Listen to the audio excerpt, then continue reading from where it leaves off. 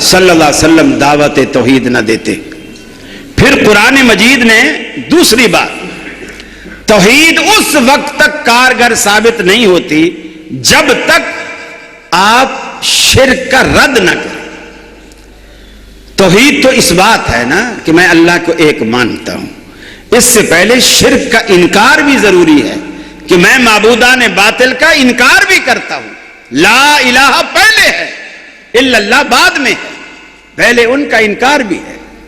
اور اللہ تعالیٰ نے ان بدبختوں کی کمزوری کو دیکھو کیسی خوبصورت مثال سے ظاہر کیا۔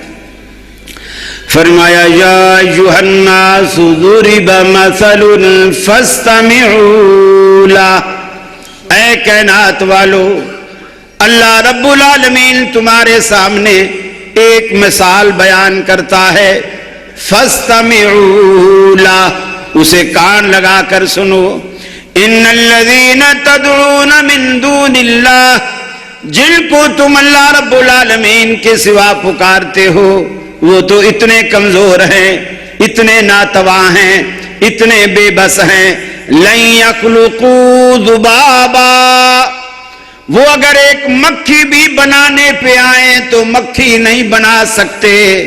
یہ کسی ایک پیر فقیر کی بات نہیں، اجمیر والے کی بات نہیں، پاک پٹن والے کی بات نہیں، داتا لاہور والے کی بات نہیں، اچ شریف والے کی بات نہیں، ملتان کے 1.25 لاکھ پیروں کی بات نہیں۔ فرمایا وَلَوِ اجْتَمَعُوا لَهُ، ساری کائنات کے پیر و فقیر بھی جمع ہو جائیں تو لن یخلقوا ذبابا، ایک مکھی بھی نہیں بنا سکتے۔ ارے مکھی تو بنانا دور رہا، اقبال بھی بدلا جا نہ سکا۔ اے خالق کل، اے مالک کل، اے رازق کل، اے حاکم کل، سبحان ہے تو، رحمان ہے تو، تیری صفتیں کوئی بھی پا نہ سکا۔ ہر شے پہ تصرف ہے تیرا، جب حکم دیا تب می برسا۔ اے مالک ابر سے تیرے سوا ایک بوند بھی کوئی گرا نہ سکا۔ یونس نے پکارا اے اللہ اور بیٹھ گیا تھا کشتی میں، تیرا حکم تو مولا ٹل نہ سکا، وہ خود کو پار لگا نہ سکا۔ تو جس کو ڈبونے پر آئے پھر کس کی ہے طاقت پار کرے۔ محبوب تیرا مجبور رہا، کشتی میں پسر کو بٹھا نہ سکا۔ اے خالق کل، اے مالک کل، اے رازق کل، اے حاکم کل، سبحان ہے تو، رحمان ہے تو، تیری صفتیں کوئی بھی پا نہ سکا۔ ہم دنیا میں دیکھتے ہیں توحید کو کس طرح تار تار کیا جاتا ہے۔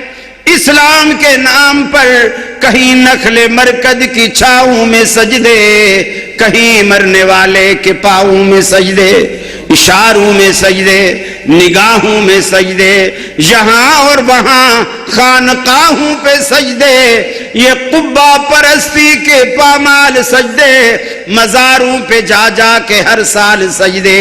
مزاروں پہ جاتے ہو بہرے سفارش، جو خود سو چکے کیا سنیں گے گزارش، جو مائل بخواب اجل ہو چکے ہیں، لحد میں جو آرام سے سو چکے ہیں، جو کروٹ بدلنا نہیں جانتے ہیں، انہیں آپ مشکل کشا مانتے ہیں۔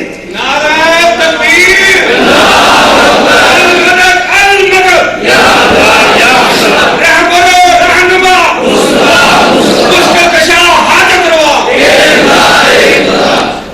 بعض باتیں اقبال کی بھی بڑی عجیب ہوا کرتی ہیں۔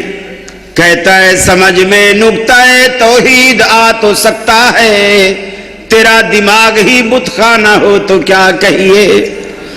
تیرے دماغ میں بت ہوں اور ہر وقت تصویر شیخ دل میں لیے پھرتا ہے، دل کے آئینہ میں ہے تصویر یار، جب ذرا گردن جھکائی دیکھ لی۔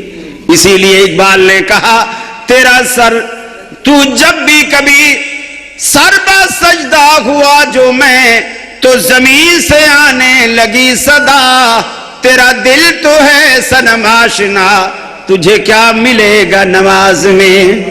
اے اللہ کے بندو، اگر اللہ رب العالمین کو تلاش کرنا ہے